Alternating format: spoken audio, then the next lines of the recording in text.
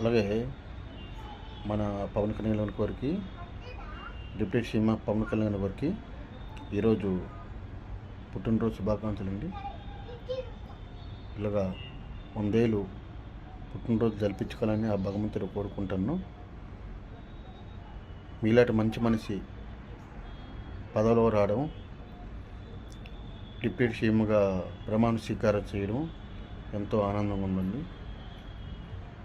ఇలాగ 100 పుట్టినరోజులు చేసుకుంటారని మనస్ఫూర్తిగా కోరుకుంటాను, ఆ భగవంతుని కోరుకుంటానండి. ఈరోజు మన ఈ వర్షాల కాలంగా విజయవాడ ప్రాంతం చాలా ముంపుకు గురైంది, దురదృష్టకరం. అలాగే ప్రజలకి మంచి